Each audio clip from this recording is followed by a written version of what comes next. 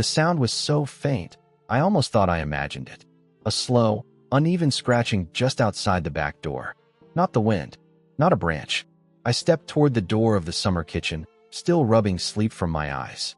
It was barely 6 in the morning, sky the color of cold metal, rain whispering on the tin roof. I hesitated. Something about the silence felt too sharp, too held in. Then I heard it again. Scratch. Pause. Scratch. I unlatched the wooden door and cracked it open. And there she was. A lynx. The same one I'd seen yesterday near the woodshed, ribs showing through her matted fur. She had been just a ghost then, watching me from behind the stacked logs while I tossed out some leftover chicken thighs I didn't want to throw away. She hadn't come close, not while I was watching. But now, in the gray drizzle of early morning, she stood barely a meter away. And in her jaws, a cub. It dangled limply, legs tucked in tight, eyes sealed shut. Her eyes met mine. Rain ran down her face, dripping from the tips of her tufted ears. I froze. She didn't growl, didn't move, just stood there, breathing heavily, the cub twitching faintly in her mouth. My heart thudded hard in my chest. I wanted to back away, slam the door, pretend I never opened it. But I didn't. Instead, I stepped aside. She hesitated. Her paws sank slightly into the muddy ground as she shifted weight from one side to the other. Then, slowly, she entered. The cub still hung from her mouth, its body barely moving. The summer kitchen was barely insulated, just an old brick room with a rusty stove, a cracked wooden table, and some dusty shelves where my grandfather used to store his fishing gear. I hadn't planned to stay here long, just a few weeks to clear the place out after his funeral. But now a wild lynx was standing in the doorway, dripping water onto the floor. She scanned the room with a slow, deliberate gaze. Then, without looking at me, she padded to the corner by the wood stove, crouched low, and gently set the cub on an old pile of rags. It whimpered once, then went still. She turned to face me again. My breath caught. Her flanks rose and fell quickly, almost frantic. Her fur was tangled with mud and pine needles. Her eyes weren't wild, they were exhausted. I didn't know what to do. My feet were planted like tree stumps. Every instinct in me screamed, "This is a predator. This is stupid. This is how people make the news." And yet, I moved. Slowly, I knelt near the stove and grabbed the bundle of kindling I'd brought in the night before. My hands shook as I stacked them into the grate. The flint took 3 tries before it caught. Orange light bloomed in the cold room. She didn't flinch. The flames began to crackle. I tossed in thicker logs, feeding the heat, until the first wave of warmth rolled through the space. The lynx lowered herself down beside the cub, tucking her legs under her, tail curled close. Minutes passed, maybe more. I just sat there on the floor, across from them, watching, breathing, thinking nothing. Was this trust? Was this instinct? Was she just desperate? I didn't know, but I didn't move.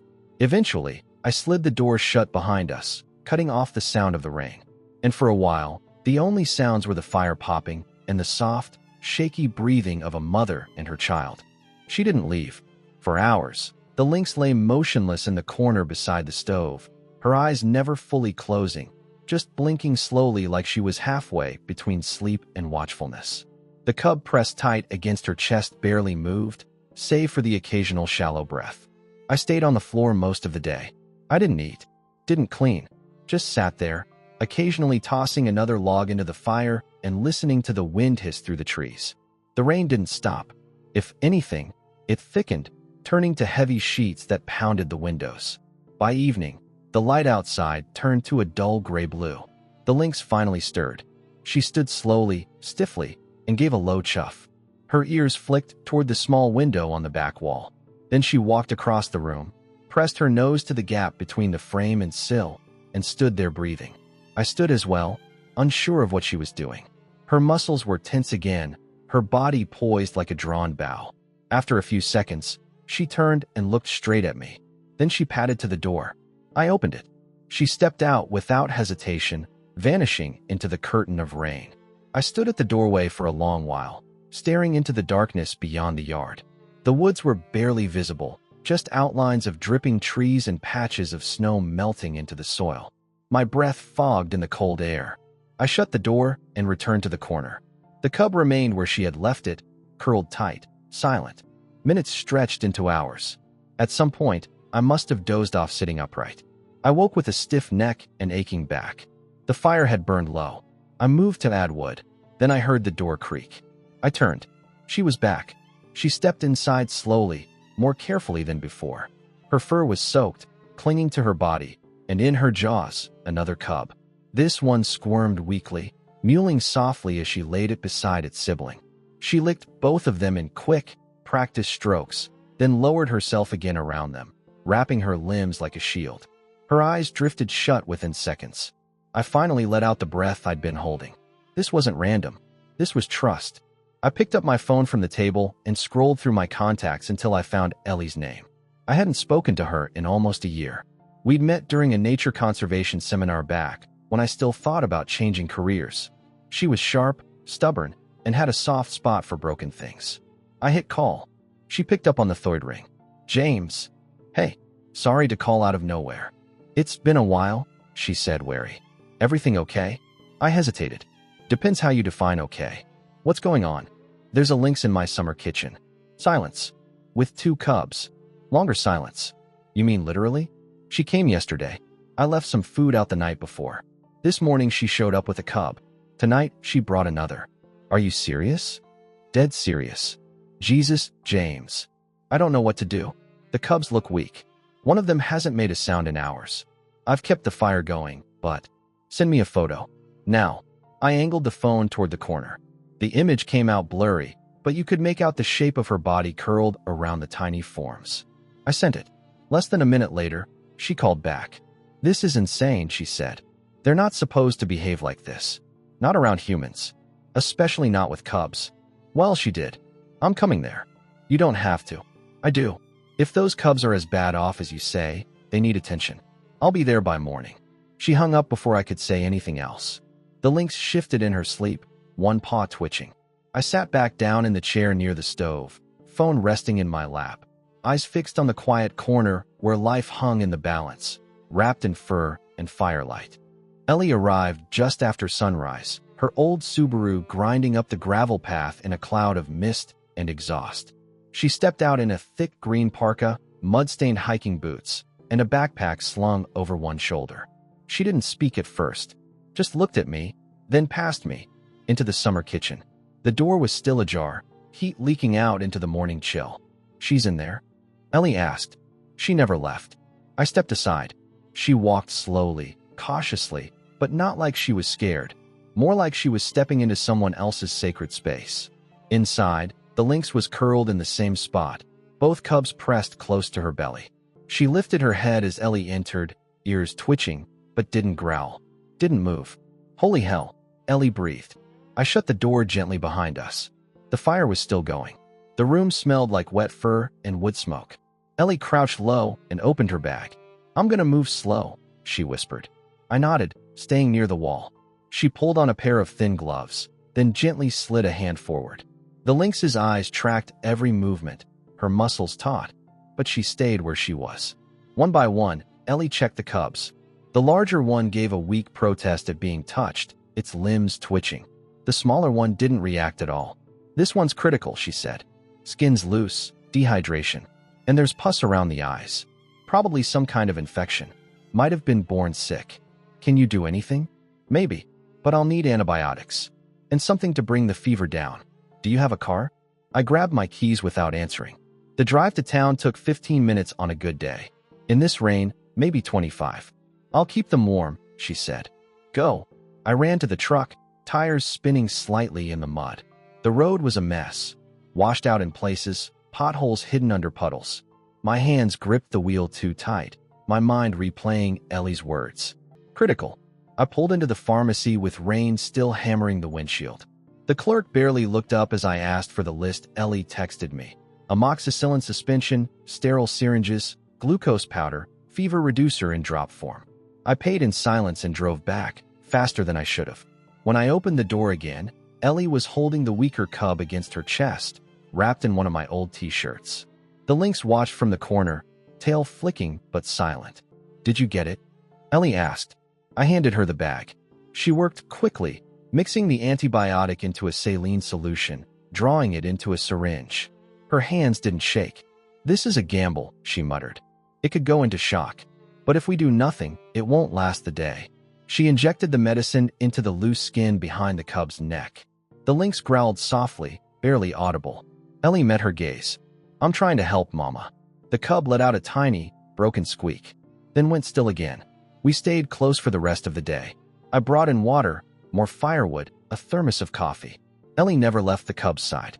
She administered fluids every hour, massaged the little body to stimulate warmth, and spoke in low, steady tones, more to herself than anyone else. By nightfall, the cub's breathing had leveled out, barely.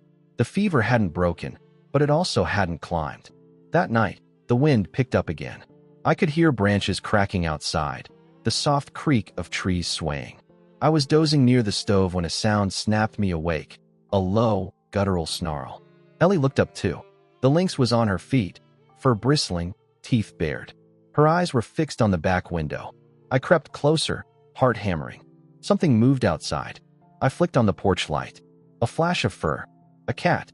Not a bobcat. Just a scrappy domestic tom, soaked from the rain, one ear torn. He was crouched low near the wall, eyes glowing green in the light. Is he trying to get in? I asked. Ellie nodded. Probably smells the cubs. The lynx lunged at the door with a thunderous thud. The cat bolted, tail high, disappearing into the dark. We stood in silence. Ellie exhaled. Well, now we know what she's capable of. I looked down at the cubs. Both were asleep again. And for the first time, I truly understood. This wasn't just some wild animal. This was a mother. And nothing in the world is more dangerous or more powerful than that. The knock on the door was hard. Angry. Not the kind of knock that waits for permission. Ellie and I locked eyes for a second before I crossed the summer kitchen and opened it halfway. There stood Pet Dorsey, local council head, amateur mechanic, and self-proclaimed guardian of rural order. His coat was soaked, his cap tilted back, and his boots tracked mud across the stone step. You hiding something in there, James? I didn't answer. The lady at the pharmacy said you bought a bunch of syringes. Antibiotics. Fever meds. Said you looked like hell. Then I saw Ellie's car outside. Figured I'd stop by. Not a good time. He leaned a bit to the side, trying to peer in behind me. You got wild animals in there? Ellie stepped into view. Pet, it's under control. You're not a vet, Ellie. I didn't say I was, but I've seen sick wildlife before. He scowled. If there's a lynx around here, it's a problem. You know how many chickens people lost this spring? And you've got it in your house. In a separate building, I said. She hasn't hurt anyone. She's got cubs. They're in bad shape. Pet pulled out his phone and pointed it at the doorframe. I'll take a few pictures, just in case the department asks for proof. Come on, man, I muttered. He snapped a few shots anyway. If you don't handle this, I'll call wildlife services. You've got till tomorrow. Either she's gone, or they'll come get her. And they won't be gentle. He turned and walked back down the path toward his truck, mud splashing beneath his boots. Ellie closed the door behind me and locked it. I hate that guy, she said. He's not wrong, I said quietly. He's not right either. The fire crackled. The lynx hadn't moved, but her ears twitched at every sound. She could feel the tension. The cubs were still curled close, 2 of them. I blinked. Wait, where's the third? We both stepped forward. The smallest one was stretched out farther from her than before, limp. Its sides barely moved. Oh no, Ellie breathed. She was already reaching for her bag. It's crashing. The lynx rose halfway, growling low. Easy, Ellie said. I need to help your baby. She moved slowly, scooping the cub up in both hands. Its limbs dangled. She set it on a folded towel near the stove and knelt beside it, working fast.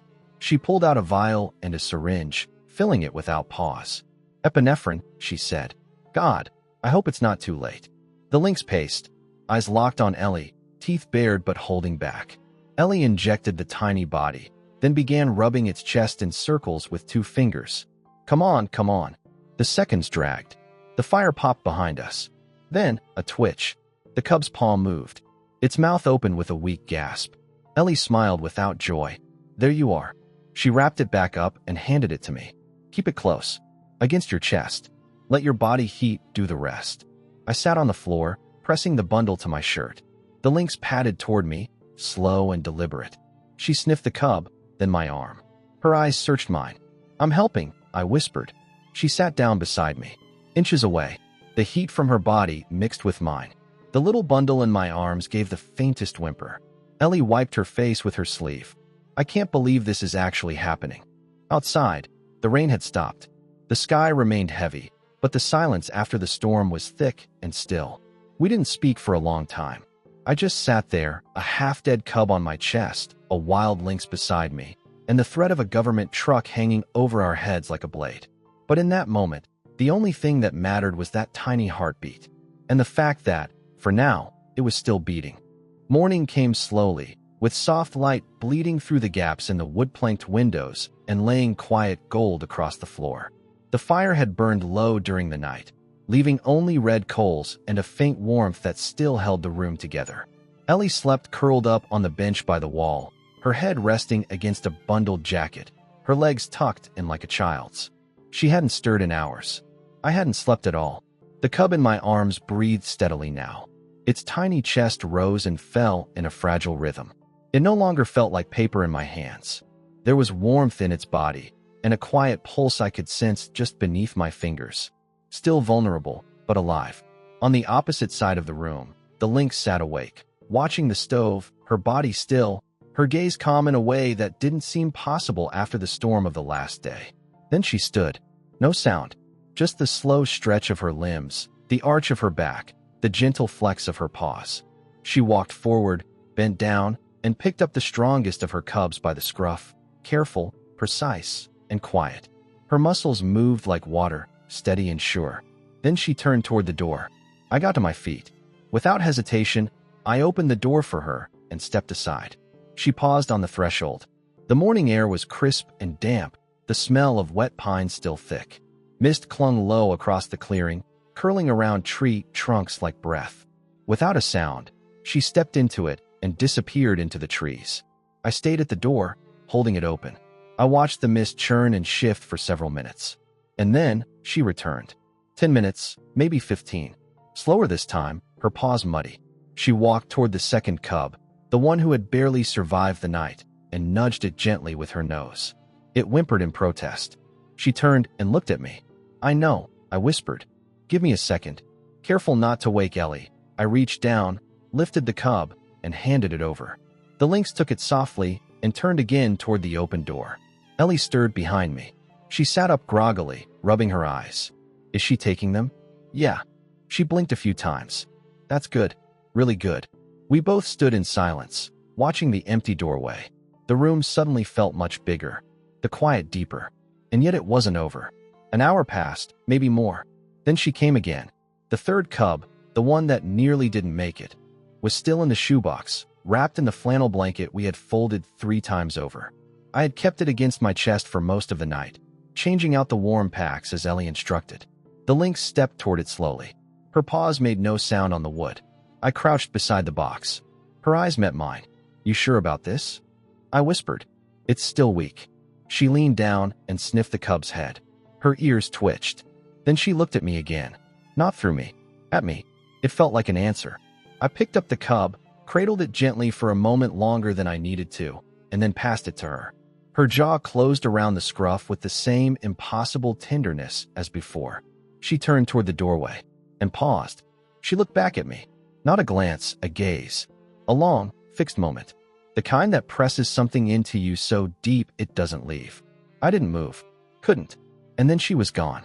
We didn't speak for a long while after that. Ellie poured hot tea into the chipped mugs I kept above the sink and handed one to me. The smell of dried herbs filled the room. You okay? She asked. I think so. I walked out onto the porch. The steps were still slick from the rain, the wood dark and damp. The yard was quiet. Birds were just starting to call out again. Soft chirps, no urgency. I sat down on the top step and wrapped my hands around the mug. Ellie joined me, settling beside me with a groan. What happens if Pet comes back? She asked. She's gone, I said. There's nothing to report. She nodded slowly. And if he does report it anyway? I shrugged. Then I'll tell the truth. That she came here because she had no other choice. And she left when she could. Steam curled from our mugs into the cold air. We sat that way for a long time. Not talking. Just listening to the water dripping from the branches and the wind shifting the mist in the clearing. Then, just before noon, I saw movement at the edge of the woods. A flicker. A pause. I stood up. There she was, standing at the tree line. All 3 cubs were there, wobbling through the underbrush behind her. She nudged one forward, then raised her head and looked at me. Only for a moment, but it was enough. Then she turned, and they disappeared back into the trees.